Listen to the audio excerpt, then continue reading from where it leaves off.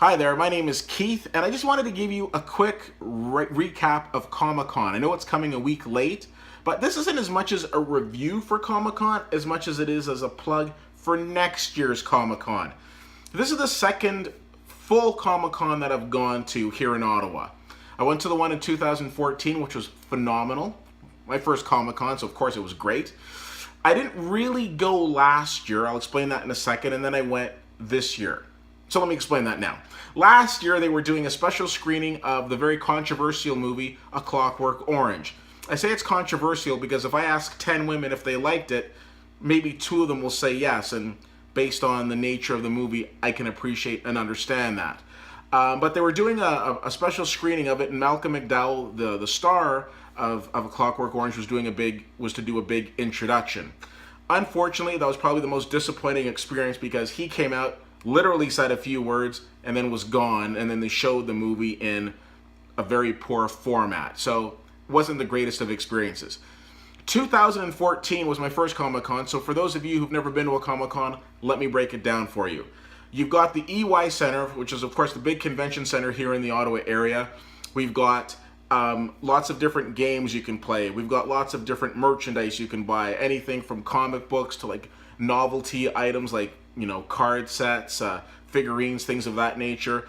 You've got celebrities that are coming in and then they're doing question and answer panels. You can go and get autographs from them. You can also go and get your picture with them.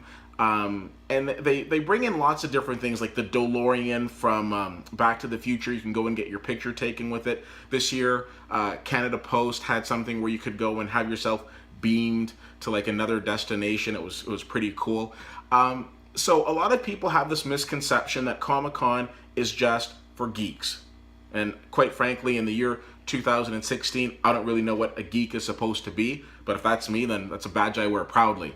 Comic-Con is probably one of those shows that if you don't usually go to, you should go to. And the reason that I say that is my favorite aspect of Comic-Con is seeing so many people dressed up in different costumes. You've got the staples like Batman, Superman, Spider-Man, all the way to characters that you might not be familiar with. The reason why I like that so much is I will be the first person to say, while I love the city of Ottawa and I love living here, it is probably one of the most uptight conservative cities I've ever been to. So having the opportunity of people showing their individuality, showing, you know, that fun side of them, being able to, you know, that whole mentality of dance like nobody's watching, to dress up like nobody's watching and go and get their pictures taken with different people. I think it's great. So I completely love Comic-Con, and I love seeing, again, everybody coming out and being so into it. It was to the point where I had a buddy of mine who dressed up like Freddy Krueger who came up to me, and I didn't even know that it was my buddy just because he just became another person. It's the same. I had another guy a couple years ago dress up in a costume, and it's like I had no idea it was him until I thought he was mugging me, but he wasn't. He was just kidding around. No, that's a joke, but you just don't know. So Comic-Con is just so much fun.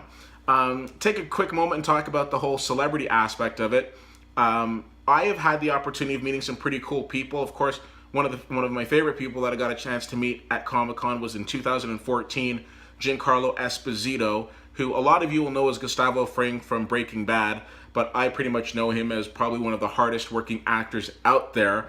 He's just so fantastic, and he is really the perfect Comic-Con guest with like no disrespect to the others. And the reason that I say that is here's a guy who's gonna take time to have like a nice little chat with you when you go and get an autograph with him. He'll at his Q&As, he's not just gonna give you the typical 1 or 2 word answers that you can get from some guests. He's gonna go into a lot of detail because he's very passionate about his profession and he's very passionate about his fans. So great experience. It was a great experience meeting him. Of course, this year, you know, every year they try to bring in different guests and to switch it up. Some years you'll see there's more of a Walking Dead theme with their guests. This year is more of a Doctor Who. One of the years I think it was more Star Trek. But they try to bring in a good cross section of different actors and actresses to the Comic-Con, which I think is fantastic. I want to take a moment and recognize the people that put Comic-Con together. The customer service there is really, really good. I had an issue on the Sunday, so I went the Friday, the Saturday, the Sunday. I had misplaced my badge. So you get like, if you get a 3-day, you get like a badge. This is me drawing a badge. So you have a badge that you wear, and I'd misplaced it, but because I still had my 3-day bracelet, they're like, yeah, no problem, you're good. And they were able to, there's a little more to it than that, but not a lot more, and they were able to help me out. So from a customer service aspect, the way that they're able to get everything running so smoothly is great.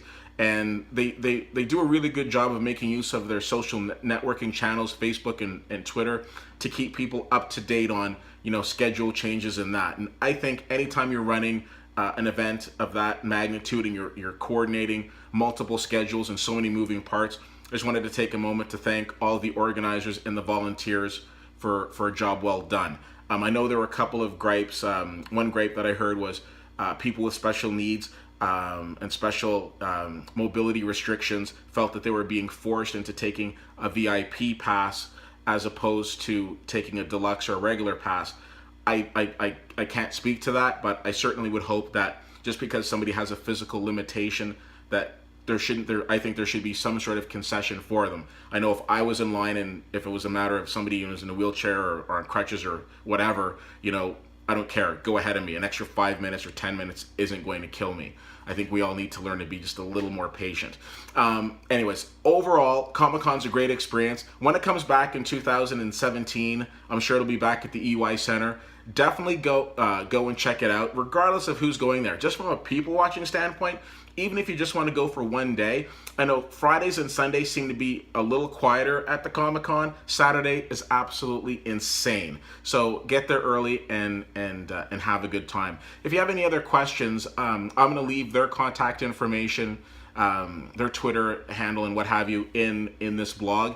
Like in the comment section, and also feel free to reach out to me if you have any specific questions about my experience. But again, hats off to the people at Comic-Con for another fantastic year.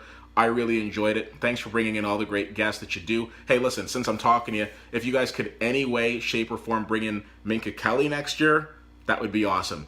Anyways, as always, you can reach out to me on Twitter at CFL_fan, Facebook.com/WittyWhittier and WittyWhittier.com. Thanks so much for checking this out, and we'll talk to you soon.